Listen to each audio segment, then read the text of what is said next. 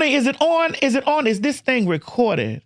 Listen, ladies and gentlemen, it's not always often that I get to really sit amongst such greatness. Well, I'm always sitting amongst greatness, honey. I'm sitting on my ass, okay? Ladies and gentlemen, please put your hands together for the mother, Miss Tina Knowles. Miss Tina. Hi there. You know, it's always good when I get an opportunity to be in your presence. I remember we were at the Renaissance concert. We were at a couple other places that's between us. That's right. But we were at the Renaissance concert, and I came down there and I hugged you, and I said, it must be not just overwhelming, but it must be like your heart must be filled with such amazing joy to see you have such a powerhouse that has changed the world. Changed the world. And not just changed the world, just changed my life in so many different ways for just, you know, me being a part of Renaissance. But just looking there and just seeing her. And I watched how you sat and you just watched her. And I say, now I see why my mom, when she watches me on TV or she watches stuff, you know, that happened, that manifests for me, and she watches with tears in her eyes. Of course. Because I was just on the Tamron Hall show recently. And when I was there and my mom was at home, and we watched the playback, and she was crying. Of course. And I say, Mommy, why are you crying? What are you crying so much for? She say, shut up. She said, shut up. She said, shut up and let me enjoy looking at you. I know that's right. TV. Because you manifested this, and look at you. I mean, you know, and how far you've come. And so you get to see, you know, we moms feel all the pain, all the disappointment, all the struggles, and all the things that you guys go through to get here. Other people don't know. Yeah. You know, they don't know your story. And so we know, and to see all the fruits of your labor is just, I mean, I get overjoyed a lot. I saw it. And I was so, I when I hugged you, I knew how you felt. Yeah. I felt the energy. And I just was like, and I kept whispering to you. I said, Mama, I know you're so proud. I know you're so proud, Mama. I know you're so proud. So I want to go back and I want to talk to you about something that made me very happy, watching the story of how you as a mother sacrificed so many things for the success of your children, which many mothers tend to do. Absolutely. That are really good mothers that sacrifice their lives and for the children. When did you know? When did I know that that my children were going to be superstars? You know, I think with Beyoncé was first, and I think at 7 years old, when I saw her whole personality, her whole confidence, her whole joy that she had when she went on the stage, because she was super shy. Mm-hmm. And you know her, so you know she's still. Yeah. It's kind of remarkable that she still has sort of a shyness, but back then, really, and she got on that stage and just became this other person. And at home around us, she was like already a little superstar because she would dance and sing and do all these things. But then when she got around other people, she would shy away and get quiet and try to be invisible somewhat. And so to see her come on that stage and be so confident and command the stage, I knew that it was something really special. That's the day that my husband at the time, Matthew, and I saw, and we were like, who is that? Because she was a totally different person. And then when she came off stage, she became, you know, herself again. She was like ready to go and you know, humble. But I think that's when I knew that it was something special there. But of course, I never in my wildest dreams thought that it would be this big. Her career would be this big, you know, back then. But I think the first time I really realized I had to pinch myself was the Super Bowl, which sounds crazy, but she did the Super Bowl. I don't even know what year it was. And she sung the Star Spangled Banner. When she was a kid, she said, she looked at Whitney and said, I'm going to do that one day. And I was like, of course you are, because I always believed in encouraging them. And I said, you can do it. I mean, if you put your mind to it, you can do it. But in my real mind, you say, I want to encourage my kid, but that's pretty far-fetched. And then the day, for some reason, that she did the Super Bowl in Houston, I could not stop crying. Because I said, she really manifested this from 7 years old, that she would be doing this one day, and she's doing it. So that was the first time I really said, this girl, she's already big, but she's going to be huge. Even bigger. Mm-hmm. I remember watching a documentary about her and because this is about you. Mm-hmm. This is why I want to talk to you Mm-hmm. about it. I remember watching a documentary, and in the documentary, it stated that you and your husband at the time, Mm-hmm. Matthew, sold y'all house, Mm-hmm. sold y'all, just sold everything, Mm-hmm. just gave everything up, and was like, we're gonna go 100 miles an hour into this because I believe this. That's right. As a mom, Mm-hmm. because the name of your book is Matriarch. Mm-hmm. So this is why so as the matriarch of the family, you were 10 toes. You didn't have any doubts or any reservations or anything. You just was like, we just gonna sell it all, and we. No, at that point, the group had been around for. I mean, she had been in this singing group, and they were really, really young. Like, she started in a singing group at 9. Most people get in it when they're in the teenager years, but she was very young.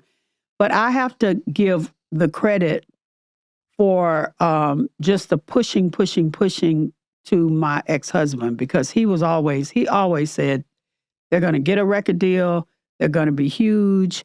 And it wasn't that I wasn't a believer. I believed in my kid, and I believed in her talent, and I believed in what she did, but it wasn't because it was entertainment. He was very attracted to entertainment. I was not. If my daughter wanted to be a tennis player, I would have been like, I'll sell whatever I have and follow her to the ends of the earth to make it happen. But, he was very attracted to the entertainment. I was kind of scared of the entertainment industry. Because, it's scary. It is very scary. It'll chew you up and spit you out. Yes. Mm-hmm, if you don't have a good foundation and good people around you. And see, Mama, you are very fashionable. Like, look at you, baby. Listen, listen. There's so much going on in here today. Jewels and rings and mug and this a fashionista. You made all of their garments. Mm-hmm. You made all of their things. You are the creator, basically, of the house of Darion.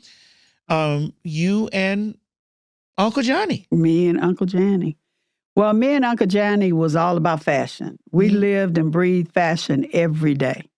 And so, I was a hairstylist, but I also sold me and Johnny made all our clothes in high school, and he made clothes for other people. But when the girls started, I would go and shop at, there was a place called King's Flea Market in Houston.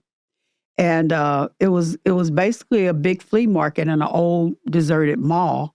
And it was very hood, but we got the best fashions from there.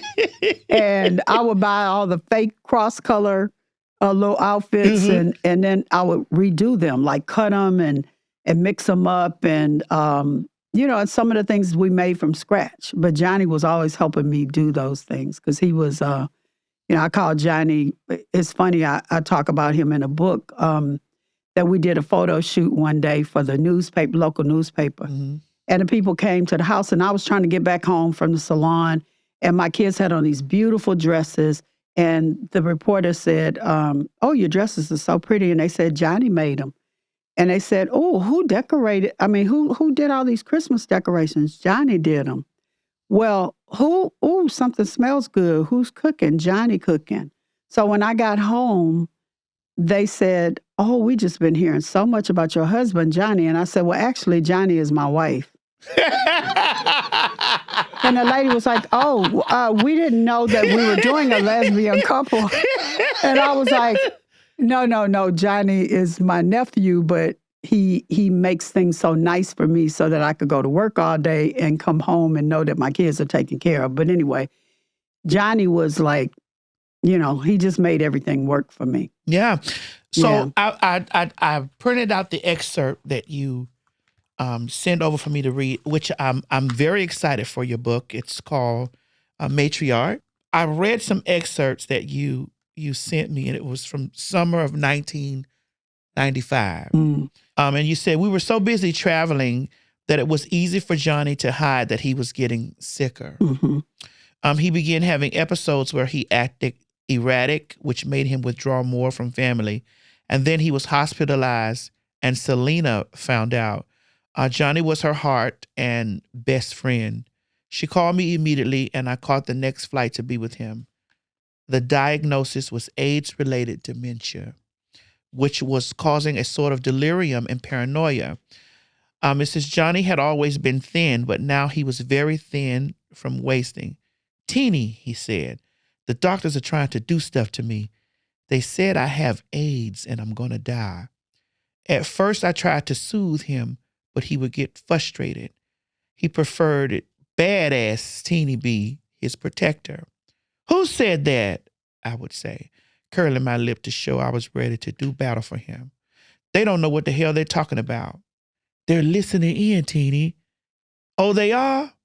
And I would whisper a flood of curses at them that made Johnny smile, hitting a savage rhythm as I read these poor, innocent doctors to filth. Cursing their every flaw, real and imagined, to start him laughing, that beautiful laugh until he forgot he was so mad and we were safe together. So when you found out at that time that his diagnosis was AIDS, during that time period, Miss Tina, people were very touchy and like you couldn't, if you even said it, if you even knew somebody that had it, it was like, right. How do you get it? How did you, like, why would you touch that? Would you eat off a spoon? Would you do? And you rushed immediately and you held him and you touched him and you laughed and talked with him. And even when you got to the hospital and there were other people there, what gave you the fearlessness to go in?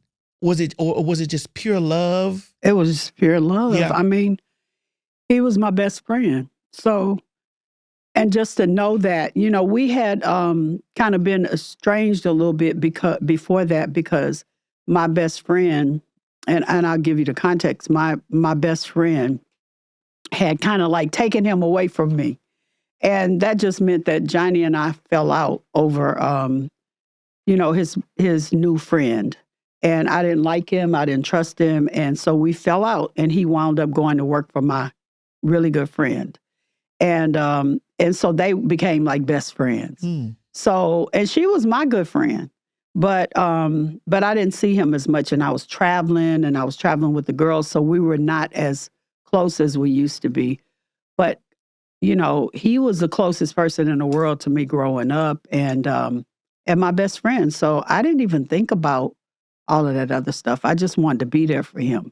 And, back then, soon as somebody told you somebody had AIDS, like you thought that they were going to die the next week. Mm-hmm. And he didn't. He got better. He was in the hospital. That's how we found out. He got on medicine, but not the kind of medicine that, he missed that whole boat with things got to the point where people lived with HIV. Yeah, but, like now. Yeah, but back then, it was a death sentence. Yes. And so I was like, I don't know how much time I have, and I don't have time to think about that, And I don't know. I never even thought about the fact that I could catch it. None of my family did, because we loved us some Johnny. Yeah. Like from day one. And also in reading this, he loved the girl so much, and you put the posters of the Destiny's Child poster up, and he was looking at it. It was like, Teeny, they talking about me. Yeah. That was later. That was when he was in the hospice. And I put the poster up for him because he was so proud of them and so excited about their success. But he would just get these things that he was like, they laughing at me and take it down. And, it's like 3 o'clock in the morning. And I got up and took it down and I turned it to the back. And then the next day he was like, all these bitches took my poster down. And I'm like, yeah, they did. And I just went and got it and put it back up, So, yeah, Johnny was a character. Yes. And what's so amazing about Uncle Johnny is that the inspiration that came from the song he did with Beyoncé. And I read here that you went to a listening party with Jay-Z. And it was just at their house in the Hamptons. A bunch of people were over there, and we were just listening to the record. Yeah. And she saved it because, I always hear a lot of the record, but that particular song I heard he did, but not with that part on it. And I wasn't even really paying attention to the words. I was just kind of jamming to the music, and Jay was like, Mama, you hear that? And I was like, and I listened to it, and I was laughing and crying, dancing, laughing and crying at the same time because it was such a tribute to him. And, my kids would not be the artists they are without Johnny because all that house music and him dancing and, his style, everything that they are is a part of what he was, because he was there like their mother at home when I wasn't there. Mm-hmm.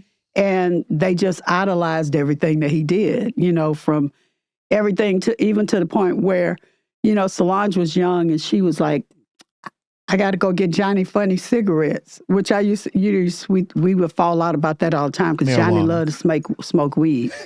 And he called them funny cigarettes. And he would have Solange go get his funny cigarettes. And I'm like, Johnny, I don't want you telling my kids about the funny cigarettes. They just little kids. But just everything about them that is art, definitely was affected by him. Yeah. Mm-hmm. It had to be amazing to know that he's looking down from heaven and to hear the world chanting, oh my God, made my dress. I mean, on that tour, it was like every night I would videotape it and I would be in this little VIP area right there with you were in there too. Mm-hmm. And I would see people that would remind me of him. And it was just such a tribute to him because, these young people would come up to me and say, I didn't have the support that Johnny had, but this has given me such hope. And he influenced, even though he never met them, he's bigger than life up there on the screen. I had no idea that at the end of the concert, there was this photo of me and him. Mm-hmm. And that's how the concert ended. And, it's been a long time, but I swear even when I talk about Johnny, even to this day, that's as long as it's been, it just, I can feel it in my heart. But I feel his spirit all the time. And he's living through he's living through your kids. Mm-hmm. He's a part of our ancestors. Yeah. And when we pray and when we light a candle or whatever it is that we do to honor their memory, they're always there. I just was talking to another person just recently. My aunt has been dead for 13 years. And at first when I transitioned, my mother it was a little iffy because she had 2 other sons. Right. And so she didn't put me out the house, Mama, but she was like, I got 2 other boys. Right. Mama. Yeah. And, I'm 47. I'll be 48 this year. So that was like 30 years ago. Wow. So the way how time, 30, yes. Talking about 30 years. And so she was like, I have 2 other boys. And I was like, well, I'm going to find me. Yes. So I left the house. So I don't want people out there to think that my mom threw me out because I was trans. It was not accepted because you raised in the church. And that's right. The time. And so my aunt, which is her sister, and I, we became really very close like that. Even though she was trying to tell my mom like, she was still coddle me in, and about 2 days ago, maybe 3. I dreamed of her. Really? We were in the bank. And I was in the bank with my mom, and my mother told me to reach over and get a bank slip because she don't remember the number, the route numbers at the bottom of the thing. This was in the dream. Right. So I reached over there to get the bank slip, and I looked up because I smelled her. Wow. And when I smelled her, I turned around, and she was walking. She had on an immaculate pantsuit. Her hair was whooped. She had on jewels. She was done. You know, it gets you in an emotional place because I haven't seen her in 13 years. Wow. She was done. And I called her name. I said, Darlene Rayford. And she said, yes. Yes. And I said, you look amazing, bitch. And she said, I heard you were in town. I said, are you coming to my show? She says, but of course. Mm. And then she turned to get in the elevator, and I went and I got in the elevator with her, and she kicked her toe on the door, elevator door. And when the doors closed, she said, shit, I just kicked my toe in it. And we burst out laughing and woke up. Really? But what was so amazing to me about that, Miss Tina, was I smelled her. Yeah. Like, you know how when you have an encounter, absolutely, you have an encounter with someone that has transitioned and moved on and passed into the next realm. It's different having a conversation, but I recognized her because I smelled her before you saw her. Yeah. And I was like, she's here. And I woke up and I was still could smell her. Wow. So that was a real thing. So I know when you hear and you have those emotions and things like that, you know, it's because you've loved those people so much and they've attached themselves to you even in the afterlife. Yes. And this is why you're so prosperous. This is why Beyoncé is so prosperous. This is why Solange, this is why your grandkids flourish. It's because I start to tell myself when somebody that I love crosses over to the other side, I tell myself after I've grieved, yes, I say, well, I know the book says, for we wrestle not against flesh and blood, but against the principalities of darkness and wickedness in high places. Yes. And so we can't fight those battles. No. So sometimes he gets the soldiers that have walked on the field for us in life. Wow. And he takes them and he puts them on the spiritual battlefield for us. And so I usually rejoice. Like it's a hurtful thing once someone separates you from the natural realm. Well, for you especially, because you don't have them in your life. You don't have them in your life. You can't see them. Right. But they have bigger duties to do for you while you're here. Well, that's comforting. Yeah. That's the way I see it, and I absorb it like that. And so Uncle Johnny is all of our uncle now. Yeah. And he's forever immortalized. That's right. In the Renaissance concert, the Renaissance film, all the things of the Renaissance, just in your life, but it's immortalized. That's something that people would chant all the time. Mm-hmm. And I know that this had to feel great. It had to feel great. And also, he manifested it because he used to always say, I'm going to be famous, you know, and he was such a great designer.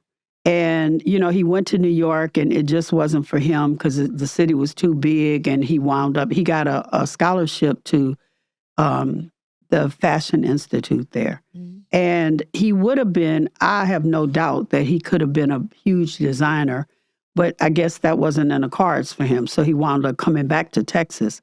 But he would always say, Mary, I'm going to be, he called everybody Mary. Yeah, you know, let me tell you why, because that's a thing I got with Muslim. Everybody in here is Myrtle. Myrtle? Myrtle. I'm like, Myrtle. I love it. So it's just like, well, except for him, he ain't Myrtle. You don't play that, huh? See, let me tell you a funny story. Do you know who Reggie Wells is? I think Reggie Wells was a famous, the first probably huge makeup artist, right? Mm-hmm. And he did Aretha, he did Diana Ross, he did all the old divas, and he was Beyonce's. He was Destiny's Child makeup artist, and then he became Beyonce's makeup artist. And then we went to Oprah, and Oprah actually wound up hiring him, and we were happy for him because he got to stay in one place because he was getting older, and he did Oprah's makeup for years. But we were going to the Oprah show, and at Destiny's Child, and we was at a hotel, and the cars went to a different Hyatt. You know how they have different locations. Yeah. And so the cars weren't coming. So Reggie was out there. He was a big old diva. And my ex-husband, who is very no nonsense, probably like you, he said, Reggie, you just gonna have to get in a cab. I got all these cabs waiting. And he was like, Mary, I don't do cabs. And my husband said, what? He was like, I'm Mary. He was like, but Reggie didn't care who you were. He called you Mary, right? And he was like, Mary, you heard me. And, Matthew, I'm not going to tell you what he said. He cussed him out and said, you better get your ass in that car. And he got in the car, but it's funny. So he didn't play that. He was like, you better talk to him and tell him don't be calling me Mary. I said, that's a term of endearment. Right. It is. But he know that. He know that. He but this Myrtle. is the thing. It's Myrtle. Where did he get Myrtle from? Okay, so you want me to tell you? Yes. All right, so I'm from Miami. Mm-hmm. And so when I moved to Atlanta, my gay mama, which is Miss Eve, she's crossed over too. She's she used to be like, Myrtle. I was like, what the hell is Myrtle? Did you call me Myrtle? She's like, girl, it's a street that the girls work on. Oh, the girls, yeah. So the girls walk that street. Myrtle Street. Myrtle Street. So she called everybody Myrtle. I love it. And so what he called me, Johnny called me Lucy, like Lucille Ball. But sometimes he say Mary. Yeah. So Miss Tina, so you've been adjacent to the queer community for a very absolutely, yeah. What made you so? Was it just Uncle Johnny? It was Johnny because Johnny did. It's so funny, I want everybody to read the book, but Johnny was my best friend, and Johnny was so lonely because even though people respected him and they didn't treat him bad, because my mom taught him how to sew, and she was like, when you sew, if you sew for people, make beautiful clothes, they're gonna respect you and they'll always love you and do anything for you, and that was true. So that saved Johnny in that time because this is way back when. Yeah. And, we became like super close. And I think I might have been in 10th grade and I found him a place because I said, you need a boyfriend. And he never had a boyfriend. And he was just always with us. And I went to school and there was a guy that I had biology class, a white kid. Mm. And I said, where do y'all go like to meet people and have fun? And so he said, oh, the Kon-Tiki. And the Kon-Tiki was this club in Galveston that was there for years and years and years. And he told me where it was. And so I told my mama we were going to the session, which I used to go to with Johnny's mom. That's my mama never let me go anywhere but with them. And we were supposed to be going to the session, but we went to the Kon-Tiki. What was the session? The session was just a dance thing that they had every Friday night. But the Kon-Tiki was this club that didn't have a sign or anything on it. Bar. It was the bar. And we walked in there, and it was a gay club. And the bar. That's he just had, he met people, and he was like, oh, my God. Because, people back then hid their sexuality a lot. And he felt at home, and I felt like, ooh, now I can be free to have me a boyfriend. Because I just always felt like I had to take care of him and be with him and go and do stuff with him. And, he just was at home, but he started doing the drag shows. So I was always doing hair and helping him with the makeup. And they lived above, it was a duplex, and his parents lived downstairs, and he lived upstairs, but you would go through the house to get up to his place. And it was so funny because my brother-in-law, who used to drink a lot, he started on Friday as soon as he get off. He would be 2 sheets to the wind, and he would say, Teeny, you know them boys went up there and they never came down, but it would be girls coming down because we would do the hair and the makeup and the clothes and all of that. And so I started very young. I was probably like 14, 15 years old, helping him with, with doing the hair and the makeup and all of that stuff. And then he would take me to the balls, and because he would do everybody's clothes. So it was always a part of my life, that culture. And he always accredited me to like turning him on to those people, because now he had all these friends and, and he lost most of his friends because a lot of them died. Yeah. But we had some good times with that. So it's always been a part of my culture, and just have always, it just seems to be the people that I'm surrounded with, Well, it's because, I think that in other lives, I think that we've all been bound to each other. Yes. Like my first time that I ever told a person that I was at the time gay. Yeah. It was a woman. A woman. And you learn everything from a woman. You felt comfortable. Right. And, she didn't, judge me and all that type of stuff. She helped me get into the things. Yeah. But then when I said I'm a woman, I think I told that to a man. Really? Your first time? But we were naked though. Yeah, well,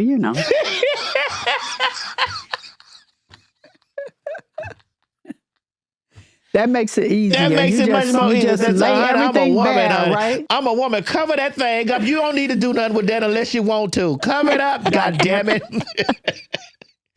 So, Miss Tina, I have to say, like, the Renaissance concert, the Renaissance tour, that was so massive.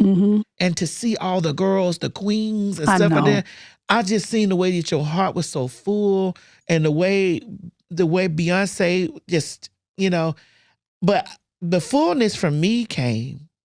I didn't even know that I was on Cozy. I didn't know it. No? I didn't. Well, Beyonce had, her business, like right, Parkwood. the business part of it, yeah. Parkwood handled all the business, but I didn't know. I remember because I'm a judge on Drag Race, and so I was judging Drag Race, and we went on commercial break. And so when we was doing a commercial break, which is the girls go back to the chair, I was sitting next to Rue, and I said, Rue, you see Beyonce done cleared out all her social media. And Rue say, yeah, girl, I think that they finna get ready to do a Destiny's Child album. Oh, really? That's what Rue said. This is what Rue told me.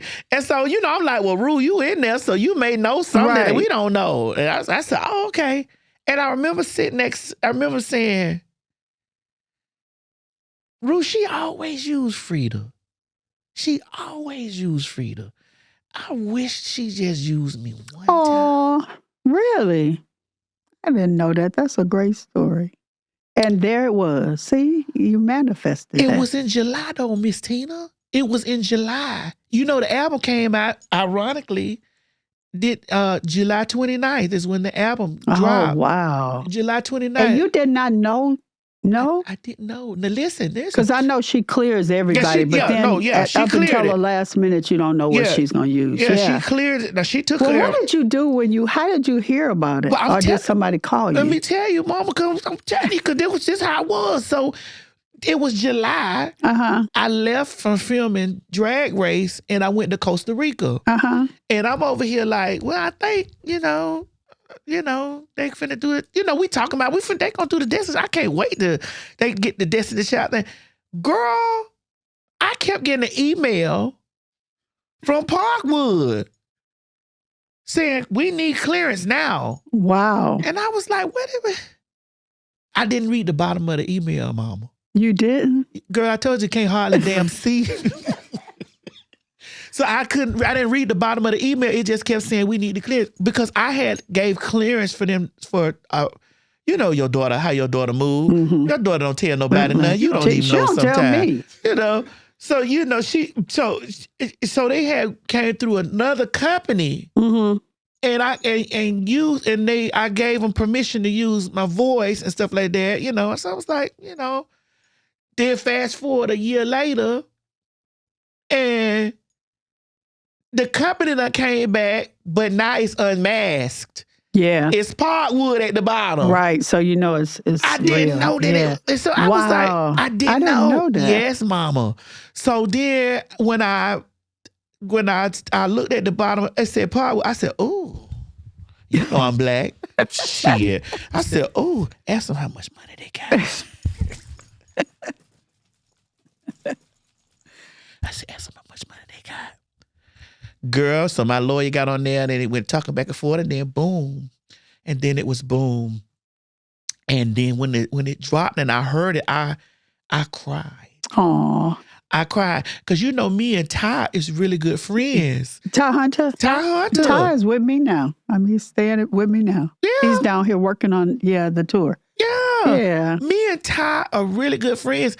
And Ty said, it was boiling in his so bad that he wanted to call me and tell me because I didn't know. He wanted to tell you. He wanted to tell me because he went to the listening. So excited. Yes. He went to the listening party. I remember him telling me, yes. Yeah, he went to the listening party.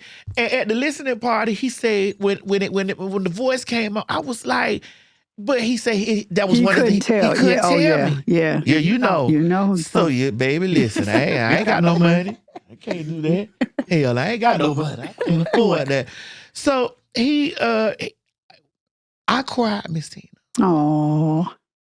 I cried because after the words, I listened to the words and I listened to how my voice meshed with hers. It was beautiful. It was beautiful. It's one of my favorite songs. And it became an anthem for Black people. That's right. I mean, the princess, Meghan, she loved Meghan Markle. She said that's her favorite one. Really? She said that is her because, she fluorescent beige. Yeah, that's right.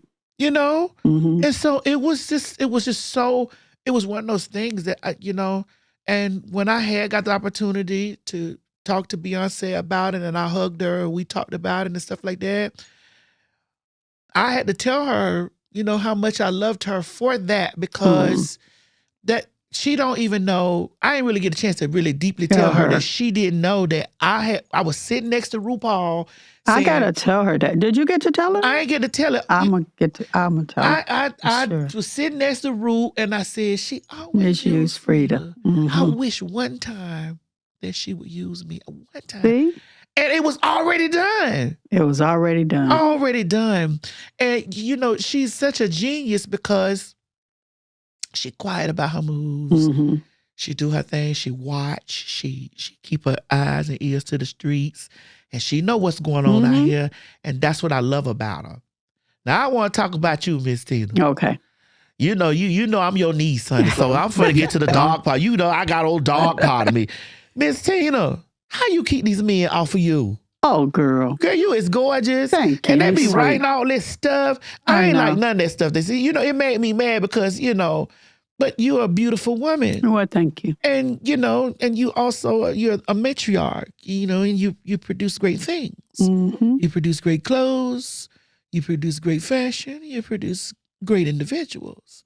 So those men be over there cutting their eyes at you, honey. Child. All ages, all time, they be over there cutting their eyes, honey. Do you get offended about any of the things that, like, any of them say, like, with that little, and I don't want to bring that up like that. I'm just talking around it, so you don't really have to address that. I'm just making a general. Do you get offended, like, if you see something or they've written something or said something inappropriate? Do I get offended? Yeah. I don't really put that much energy into it. I have a way of dealing with life where I deal with the things I want to deal with, and the other things, I don't even give them that much energy. So it doesn't offend me. It doesn't compliment me. It doesn't really affect my life one bit. So I just say, and it's something about, I'm 71 years old, and I at this point, don't give a shit. Honestly, I'm just being real. Things don't affect me the way they did. I am not worried about what people are saying about me. I know the truth. Mm-hmm. One of the reasons why I did the book is because I am so tired of people telling my story. Yeah. And telling my family's story and not getting it from me. So that's what made me do a book. So you've done this book and it's out and it's selling like hotcakes. And girl, it's juicy. You telling all the stories. What was the inspiration behind it? Was it, I'm tired of people talking about me, let me tell it myself? Mm-hmm. That's exactly what it was. I've been asked to do a book for many, many years. And every time somebody came to me, to talk about it, I was like, I'm not doing a book because too much of my life is about my kids. And I honestly, just to be really totally transparent, always felt like nobody wants to hear about my life. Like, they don't care. They just going to try to get to my kids' business. And, I'm a vault when it comes to my kids. Oh, yes, so I know. I don't play about that. And so I was like, I'm not telling my business. I don't want it twisted and turned and, regurgitated to the world. And so there's a lot of reasons why I didn't want to do a book. But when I got a divorce at 6, I was 59 years old. And I started just recording while I was traveling. I was traveling so much, for those back and forth to New York, to Houston. It'd be 5-6 hour flights. I would just sit there with my recorder and record. So I had so much on file, but it was with the intention of writing a book for my grandchildren, my great-grandchildren, all the people, that came behind me, because my parents had me at 44. I never met my grandma. I didn't know anything about my family other than just my parents because they were older. And everybody was dead. And I would ask my mom would talk to me about my family, about her mother and how they were all seamstresses and how they had to how they left Louisiana and the whole thing, which is all in the book. But I still never met these other people. And she didn't ever talk about anybody past her mama. So her mother's mother, I didn't even know her name or anything. So I went down this journey of Ancestry.com. You know how you could look up stuff, and I started looking up, trying to find things and all of that. So I had some of that, but it still was so vague. So anyway, I started recording this, but it wasn't a book. It was just supposed to be, I was going to have it binded, have me a little cover put on it, and give it to my daughters, to give it to their kids, to give it to their kids and pass it on, which I encourage everyone to do. Before your mama passes away, go and interview her, put it on tape, let her tell the stories about your grandparents, write a book, whatever. Because think about it. If you don't know your grandparents, all that history gets lost. And if everybody dies away, which is the case for me, because I'm 71, so you can imagine everybody's gone, I can't ask them questions. So that's what it started off as. So when they came to me a couple of years ago, and because it took me 2 years to write the book, and said, somebody did a book offer for you. And I said, oh, I will do a book, but not a memoir. I'll do a book about behind the scenes, because I don't know if you have seen my Instagram post, but I'll see a night and I'll say, oh my God, on this night they left the clothes and I had to go to Walmart. Okay, well, I'll tell. Mm-hmm. It was funny because this girl who I mentor called me, and she's an attorney, and she said, Miss Tina, stop giving away all your what do you call it? International something properties. Intellectual properties. And stop giving it away, because people would I get 100,000 people liking it. And they would say, tell us more stories. And so the plan was to just do that kind of book. Mama? Oh, I have some right here. Okay. So it was to do that kind of book. And that's what it started off as. But the guy who they got to organize, I call it an organizer because he's the fact finder and he helped me with the book. I would dictate it and then he would go and put it in a proper context, go check the dates, check the facts, the whole thing. And he was great. His name is Kevin O'Leary. He just was tricky. So as I'm telling these stories that's supposed to be behind the scenes stories, I start telling him other stories. And he was very interested in Johnny. And so then the next thing you know, he was like, Miss Tina, just think about it. Just think about making it a memoir. And that's how it got to be a memoir. But I don't want somebody else telling my story. You know, I want to tell it from my perspective. And what I found in this is that people do want to hear about me. Yes. You know, it was an awakening for me because I just figured nobody wanted to hear about me and my life. But my life has been so interesting and so full of so many great things. And I have so much wisdom to impart to young people that it was just time. And I wanted you to know, I've read this, and what was significant about July 29th, and I want to make sure here because I have the excerpts from your book, that's the day that Uncle Johnny passed away. Yeah. July 29th. Yes. That's the day that the Renaissance album was released. July 29th. Are you serious? Yes. Oh my God. I had no idea. That's about where I was that. going. I was that trying gave to me get chills. Yeah, I was going here through the. And Beyonce doesn't know that. Really? No. July 29th. And I was reading it here, and that's why I was trying to go, like, I want to make sure before I say this that Johnny passed away on July 29th, and the Renaissance album was released July 29th. I can't wait to tell her that. I read that, and I was like, and because on July 29th, that's when all of my social media, all my stuff was going crazy because Cozy came out. Oh my! All of this stuff came out, and so that's why and I didn't want you to think I was being rude, but I was going through these pages because I was like, I got to get here because I read it. That's crazy. July 29th and July 29th, 2022 is when a Renaissance dropped. God, I can't wait to tell her that. You know, and it's just been so many things in my life that work out that way. You know that. And I know that that's him speaking to her. Yes. And she is, I mean, that's crazy. Yeah. I can't wait to tell her That's why I was trying to get through my papers. Like, I got to get it because I know. And that's why I wanted to know that. Did you know that? No, not at all. July 29th. And oh my God. That is the day that July 29th, 2022 is when Renaissance dropped.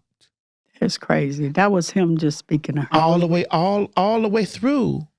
And so it's great to hear that the inspiration behind your book was not for you to tell a story, but for you to leave a lineage, right? To talk about your lineage to your grandchildren and to their children and their children thereafter. Right. And that the best advice that you just gave was interview your mama while she's alive. Yes, I mentor kids, and right now we have 112 kids. And one of the projects was that they had to go and interview the mama, the aunt, the grandma, all their relatives, and hear their stories. And so when they pass away, they're going to have that to show to their kids and their grandkids and their great. I mean, that goes on forever. Yes. So, and I got the idea because my sister passed away, and I did this movie of her life. And it was so funny because my whole family was mad because they were like, you doing too much as usual. But from that, so many people have died since then. And I have all of them on record. So every time there's a funeral, they say, can I get that footage of my, you know what I'm saying? So it just gave me the idea that we should preserve those memories. But that's crazy. Yes. That's why that was not planned. Nobody knew about that. That's why I was over here fidgeting because I remember, because I said, I want to make sure, because I read here that Uncle Johnny passed away on July 29th. I'm so happy you made that observation because I didn't. Oh, listen, I'm very thorough. I'm a Libra. What's your sign, Miss T? I'm a Capricorn. That's why you make so much money. That's right. And you're a Libra, so you're creative, and yeah, my grandson is a Libra. Oh, he's a Jules. Yes, he's a model. Yeah, he's a model. He's a model. I remember we were all in the circle, and he was there. He's very proud of his aunt. Yeah, he is proud. It's just the look of the way that I stood back for a moment just to watch her. I don't think that you really understand like how my mother is. She watched you too, watching her. Really? Yes. And she said, the look that you have in your eye for your daughter and the look that your daughter has in her eye for her daughter is the look I have in my eye for you. That's right.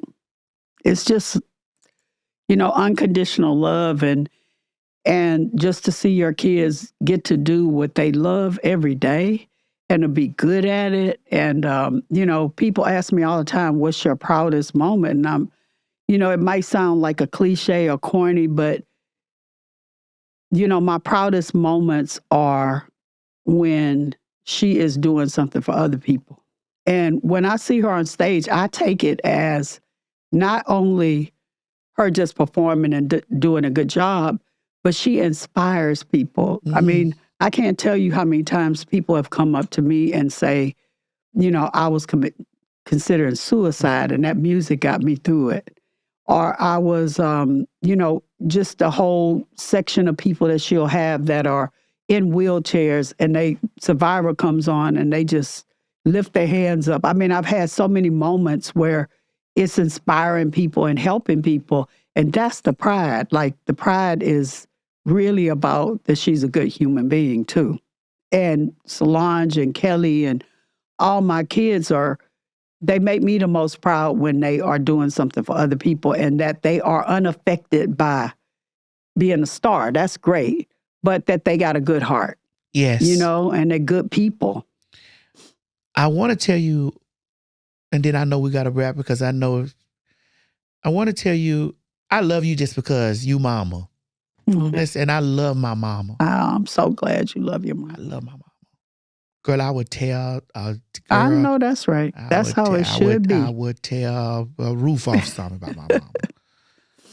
And my mother has mobility issues. Okay. So she can't really move and she can't really come out to my shows a lot.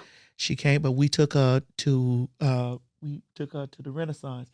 She came. We came. So she was there. She was there. That's why Did I meet her? No, because she couldn't. Yvette then brought her up to the. She couldn't get in that. To Jay-Z box. Oh, okay, good. And then we was then Justina. Y'all came down. Yeah, Justina then brought me down there to that little thing. To the circle. Uh-huh. And so that's why we was able to bond and stuff over there. But my mother watched. She watched because they'll put the camera on you looking. They'll see you. And she stayed watching everything. My mama is, baby, listen, Beyonce don't even know. When is your mama's birthday?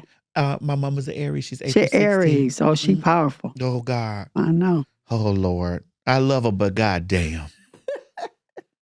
I want to say,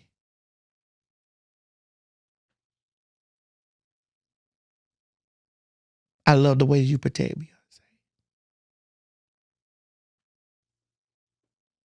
I love the way you protect her.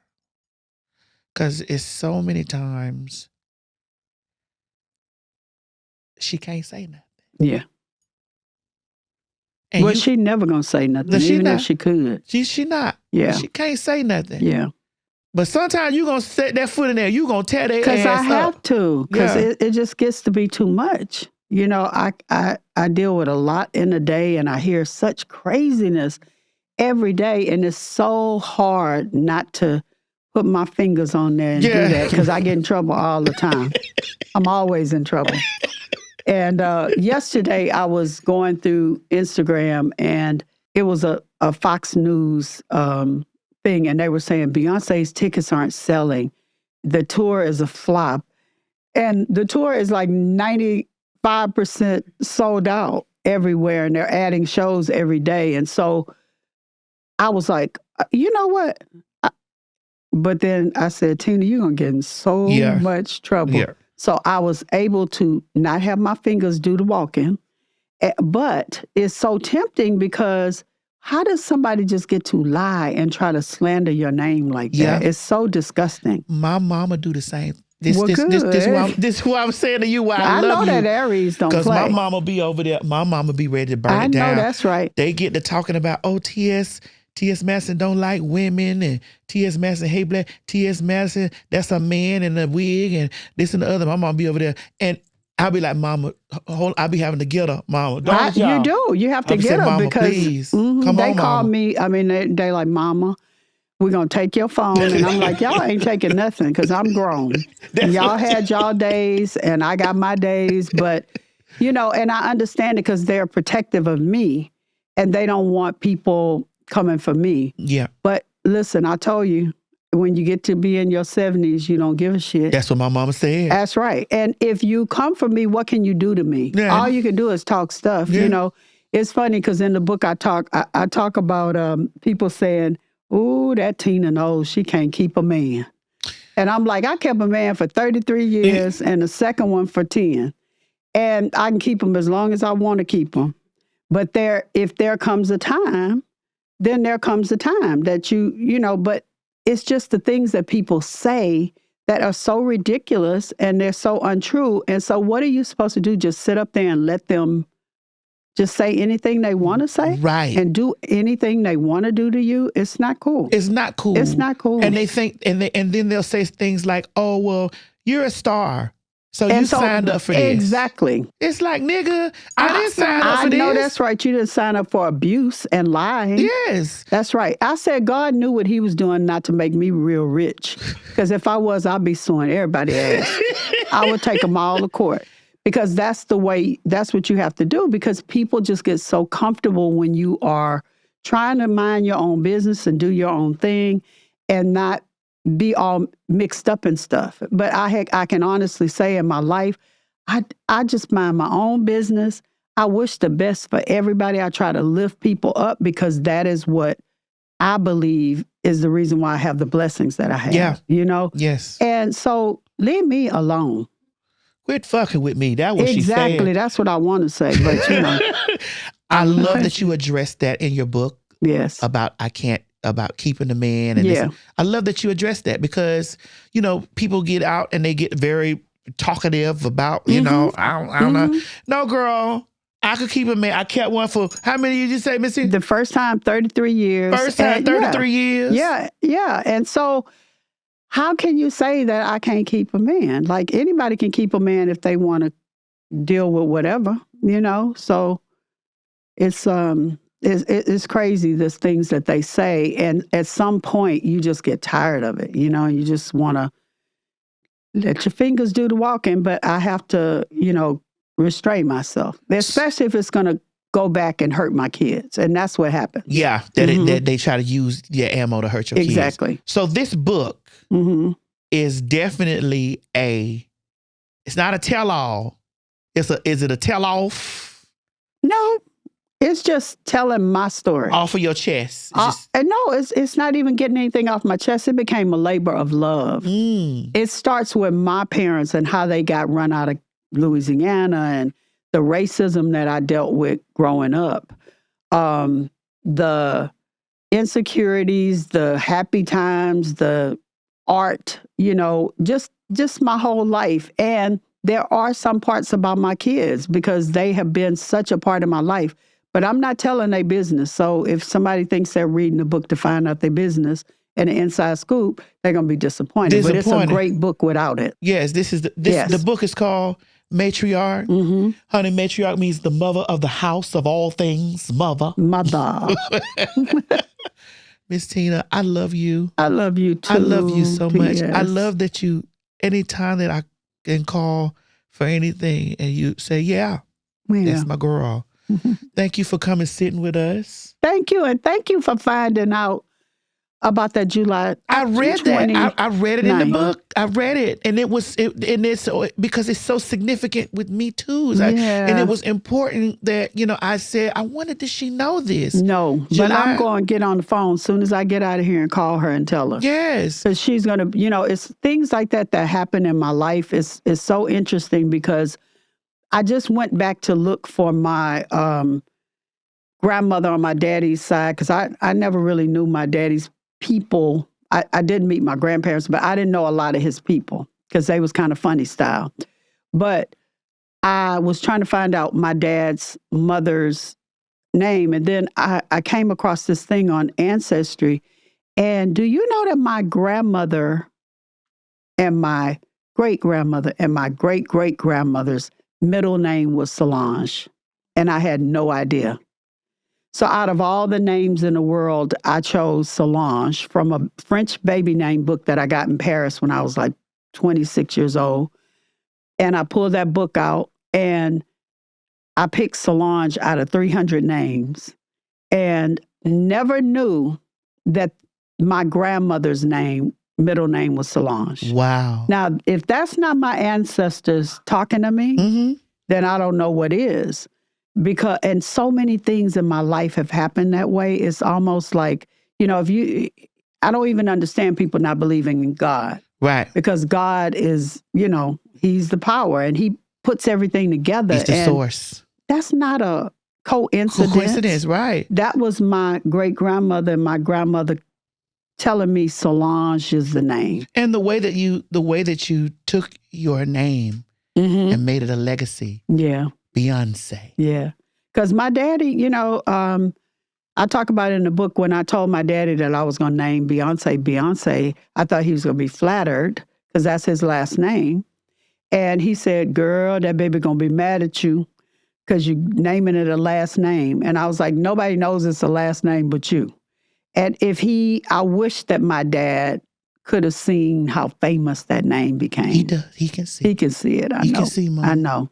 He can see. So it got to carry the name on. Now it's a bunch of little Beyoncés running around. So the name carries on, Yes. Yeah. Miss Tina, I love you. I love you too. Thank you so enjoyed much. This. I'm just talking like I'm at home. Well, because you is at home, honey. I'm one of your nieces, child. That's right. And before you go, Miss Tina, I'm going to gift you. I have my own perfume line. Oh, nice. It is called Everything. It's through this company called Method. It's called Everything and Everything Black. Thank you. I love the packaging. Yeah, it's simple. It ain't like say this. Method. That's the company. But when you open, I want you to open the Everything Black. Okay. There's something special in there. I want you to open. I want you to see that. It's open. How do I? Trent, come help us. Come help us. Come bust it open now. We got our nails we and got stuff. These nails. I got these fake busting nails. that stuff open up there. And do that now. And Jeffrey, you can't have it. It's hers. I know you got your own, but this is her. This is my Julius right here. This is my Julius. Okay. Now when you open that, there go my card. Okay, now you flip the card over. Okay. And what it say? TS Madison, House of Matriarch, artisan luxury fragrance made with the finest ingredients. Modern, elevate, express. And there's the man. Dark brown, dark skin, light skin, beige fluorescent. Beige, bitch. I'm black. Yeah. All right. Love it. I love that. Because you fluorescent beige. I love you, Miss Tina. And I love you too. That's the darker. That's the one you wear at night. That's the one you wear in the daytime. Yeah, girl. I like that. Listen, it all depends on what time of day. You get 8 up in the day or 8 up at night. I know that's right. You get 8 up. Thank you so much, Queen. I love you. I love you. This was beautiful. This was great. And listen, make sure you tell Beyonce. I'm going right on the phone right now and call her because she's going to, I know that's going to touch her heart. Yeah. I read that. And that was Johnny doing that. The picture that was at the end, I don't know because you probably don't get to stay to the end. No, I was at the end. Okay. Well, you remember that photo that they put up there? So she calls me one day and she's like, Mom, I need a picture of Johnny. And I was like, B, I'm heading out to work. And she said, just go look. And I have all my pictures so disorganized in like these 4 plastic bins. Do you know the second bin, I pulled out the first bin and I pulled out the second bin and I just opened the top and that picture was on top. Yeah. And I called her and I was crying and I said, Johnny just gave me the photo, but it's me on it. You can just cut me off and do him because I didn't have time to go through the photos. But it's so many stories like that I know that he is like, and I could just hear him saying, yes, I told you I was going to be famous. Yeah. And he sent that picture to me. Yes. So the fact that she did that and didn't have any idea and released it on that date July is 29th. crazy. Because, I only have that date because we researched it. Because I knew it was in the summer, but like, I didn't even, I'm bad with years or whatever, but that is amazing that it was that day. And I'm telling you, I read that, and when I read it, I was blown away because that date changed my life too. That changed my life too. That's true. That sent me in a different trajectory. Yeah. It did a lot of things for me. Yes. People, because Beyonce is a person whose voice reaches the masses, and for hers and mine to mesh. That's right. It's history. Yes. That's going to be history forever. And that is such a powerful thing that you said in that. But where is that from? That came from me ranting about me being Black, me being trans, and me being tired of being Black and trans. And I got to fight white supremacy. That's right. I got to fight racism. I know. And then I got to turn around and I got to fight Black people for not wanting Trust me. The love and receive me. That's right. I'm Black. And celebrate you. And celebrate me. Yes. Bitch, I'm Black. I know that's right. Bitch, I'm dark brown, dark skin, light skin, beige, fluorescent beige, bitch. Yes. I'm Black. Wow. I'm Black. I'm probably one of the blackest motherfuckers in this place. I'm probably one of the blackest motherfuckers in this county. Black like that. I know that's right. Black. So was that like a poem or was it was me ranting? I was mad. But I'm saying, had that been out or did you do it? I did it on video because listen, the Spirit told me. Let me tell you, are we good to fit? Yeah, we're good. The Spirit told me, Miss Tina. The Spirit told me. But I'm saying, did you come there no, that listen, day? I want to tell you. The Spirit, what happened was George Floyd had got killed. Yeah. Oh, God, that was a tough time. And in the same week, they had jumped on this trans girl. Her name was I remember. That was every week. Yeah, Ayana Dior, right?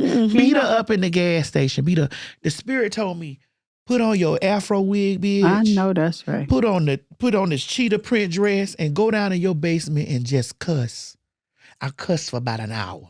Mm-hmm. And my engineer at the time, his name was Oliver Twiggs. Mm-hmm. He edited the video and we put it out to YouTube. Oh, so B probably saw it on YouTube and said, that's perfect. Yep. Wow. And then a year later, see how there it was. Mm-hmm. That's right.